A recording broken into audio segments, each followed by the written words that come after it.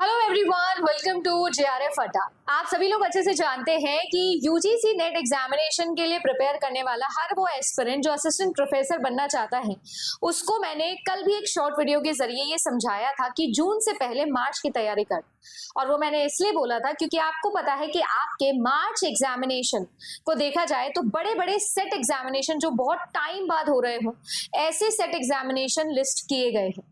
अब क्योंकि ये सब एग्जामिनेशन मार्च में होने वाले हैं, तो इनका सीधा सीधा अंदेशा ये है कि बहुत ही जल्द आपको असिस्टेंट प्रोफेसर की वैकेंसी यहाँ पर नजर आने वाली है। और किसी भी स्टेट के अंदर सेट एग्जामिनेशन करवाने का सबसे बड़ा और इंपॉर्टेंट मोटिव यही होता है।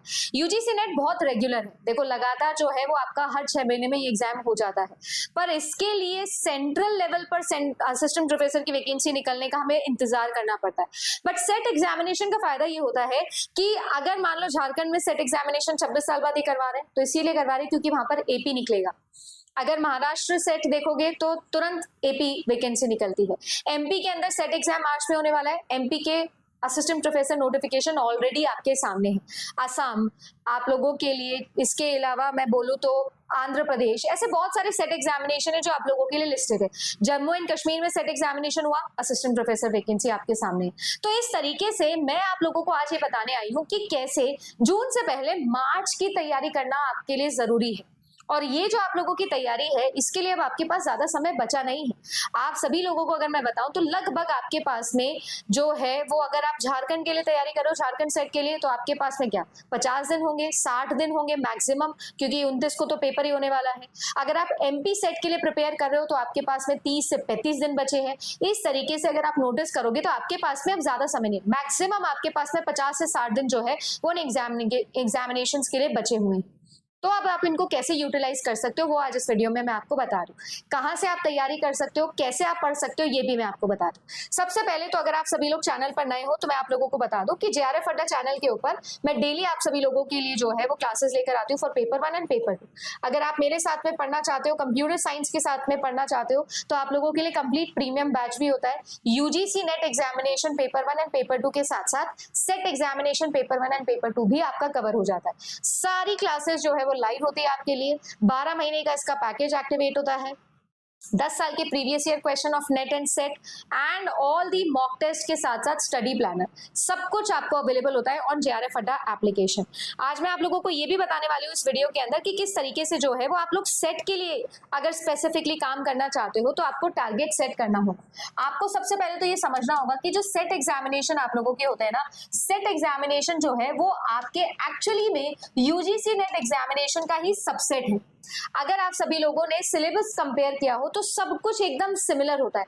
वही आप सभी लोगों को पता है कि आपके जो है वो 150 सवाल आने वाले हैं, 50 सवाल आपके पेपर 1 के, 100 सवाल आपके पेपर 2 के।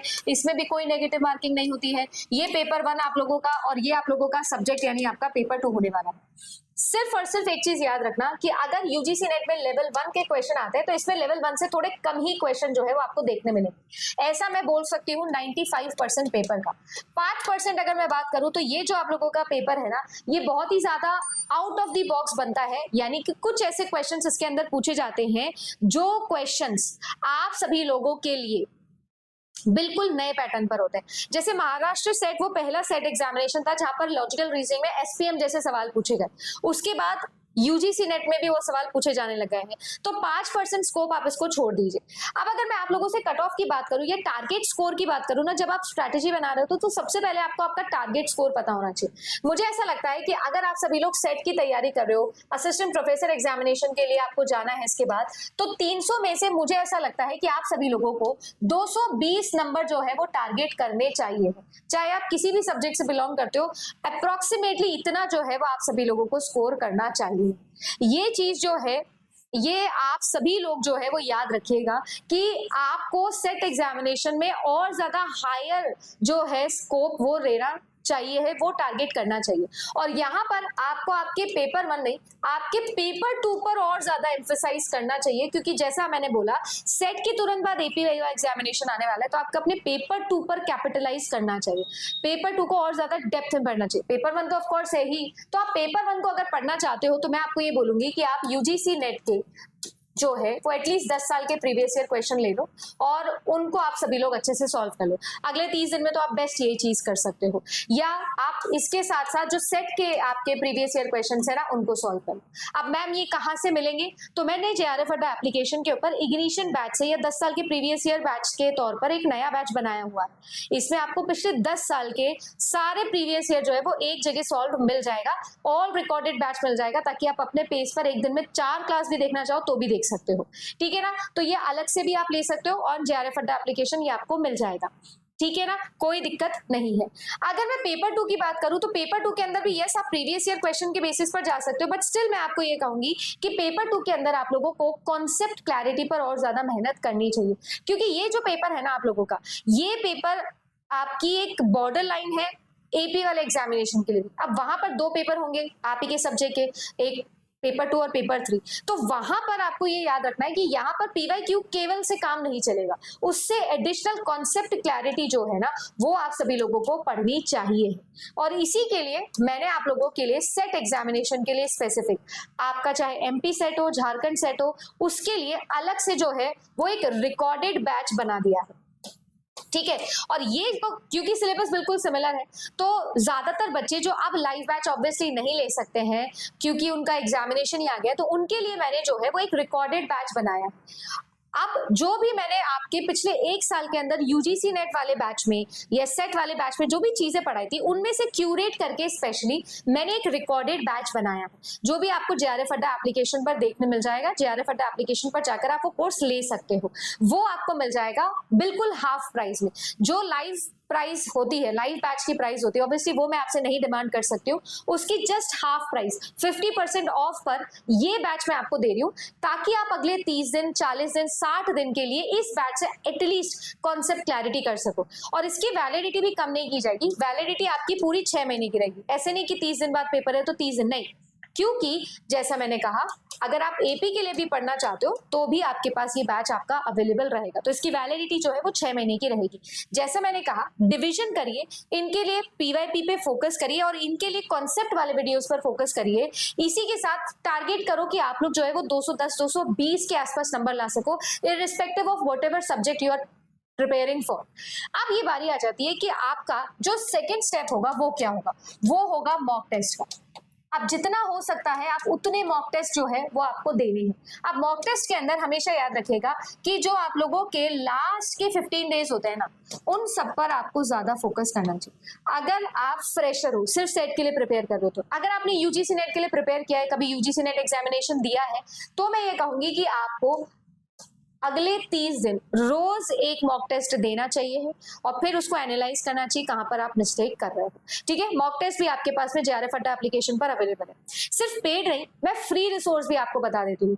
आप सभी लोगों के लिए जेआरएफ अड्डा की वेबसाइट पर मैंने जो है वो आपके फ्री क्विजेस, फ्री टेस्ट भी लगा रखे, एप्लीकेशन पर भी दे रखे, वो भी आप दे सकते हो। इसके अलावा भी अगर आप लोग जाओगे तो जेआरएफ अड्डा का जो यूट्यूब चैनल है, उस यूट्यूब चैनल के ऊपर भी आप लोगों को तमाम सारे के सारे फ्री क्लासेस भी दिख जाएगी। अगर आप सभी लोग प्रिपेयर कर रहे हो फॉर नेट एग्जामिनेशन और सेट एग्जामिनेशन, तो आप सभी लोग थोड़ा सा स्क्रॉल डाउन करोगे तो मैंने आप लोगों के लिए जो है वो फाउंडेशन बैच ऑलरेडी यूट्यूब पे स्टार्ट किया है। पेपर 1 का 12 बजे दिन में, और पेपर 2 मेरे कंप्यूटर साइंस का शाम को 7 बजे। ऐसे ही आपके सब कंप्यूटर साइंस के अलावा जो पेपर 2 है सबकी क्लासेस यूट्यूब पे भी फ्री ऑफ कॉस्ट हो रही है। आप इसके अंदर जो है वो प्लेलिस्ट वाले पार्ट पर जा सकते हो, और प्लेलिस्ट वाले पार्ट के अंदर जाकर आपको हर एक यूनिट की प्रीवियस ईयर प्लेलिस्ट मिल जाएगी, आपको प्रीवियस ईयर क्वेश्चन सॉल्व मिल जाएंगे यूजीसी नेट के, आप ये भी देख सकते हो। ठीक है ना, पर अगर आप लोगों को तैयारी करनी है तो याद रखिएगा सबसे पहले 12 बजे वाली क्लास में डेली आ जाया करो और कोशिश किया करो कि उन्हीं के साथ साथ नोट्स बनाना शुरू कर सको। और अगर आप लोगों को एक जगह सारा कंटेंट एक बारी में चाहिए है तो जैसे मैंने कहा आपके लिए रिकॉर्डेड बैच मैंने बना दिया है, जो मैं आज आप लोगों के लिए लॉन्च कर रही हूँ। आप जेआरएफ अड्डा एप्लीकेशन पर जा सकते हो और उस बैच को लेकर अपनी तैयारी कर सकते हो। जो भी आपके डाउट होंगे वो सारे डाउट आप मुझसे पूछ सकते हो। मैं एक लाइव डाउट क्लियरिंग सेशन भी आप लोगों के लिए वहां पर ले लूं।